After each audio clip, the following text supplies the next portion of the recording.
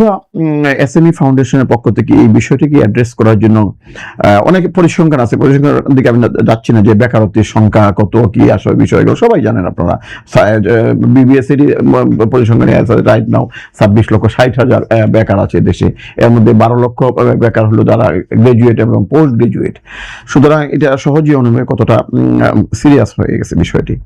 তো আমরা এইটাকে অ্যাড্রেস করার জন্য আমরা একটা কর্মসূচি হাতে নিয়েছি, এসো উদ্যোক্তা হই। সব মশার বিরুদ্ধে সুরক্ষা দিতে এলো বসুন্ধরা এক্সট্রিম অ্যারোসল, মশার বিরুদ্ধে এক্সট্রিম সুরক্ষা।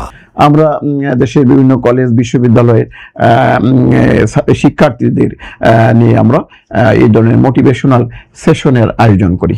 সেখানে আমরা তাদেরকে উদ্বুদ্ধ করি যে শুধু চাকরির পেছনে না ঘুরে উদ্যোক্তা হলে কর্মসংস্থান বৃদ্ধি পাবে, বেকারত্ব হ্রাস পাবে এবং তাদের যে বেকারত্বের যে দুর্বিষহ যে জীবন, এই জীবন থেকে একটা ভালো জীবনে তারা আসতে পারবেন, নিজেদেরা যেমন ভালো করতে পারবেন অন্যেরও ভালো করতে পারবেন, অর্থাৎ অনেক কর্মসংস্থানের ব্যবস্থা করতে পারবেন, তারা চাকরিদাতা হতে পারবেন।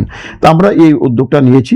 এখানে সাপোর্ট সরকার থেকে এখন সাপোর্ট, ওই যে আপনার স্টার্ট আপ আপনারা জানেন আইডিয়া প্রজেক্ট আছে, এর মাধ্যমে যে তরুণ উদ্যোক্তাদেরকে তরুণ উদ্যোক্তাদেরকে নানা ধরনের সহায়তা সরকারের পক্ষ দিচ্ছে এবং অনেক বেসরকারি খাত থেকে কিন্তু এই ধরনের অনেক ভেঞ্চার ক্যাপিটাল, অ্যাঞ্জেল ক্যাপিটাল নানা নামে এগুলো কিন্তু আসছে। এখন আমরা এসএমই ফাউন্ডেশনের পক্ষ থেকে আমাদের ইনকিউবেশন সেন্টার আছে, সেখানে আমরা একটা নতুন একটা উইং আমরা খুলেছি, new business creation, how to become entrepreneurs.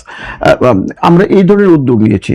আমরা আমাদের যে ইনকিউবেশন সেন্টার আছে সেখানে আমরা তরুণ উদ্যোক্তাদেরকে আমরা কো ওয়ার্কিং স্পেসের ব্যবস্থা করছি। আমাদের সেখানে বসে তারা নিজেরাই নানান বিষয়ে গবেষণা করতে পারে, আলোচনা করতে পারে কিভাবে একজন উদ্যোক্তা হবে।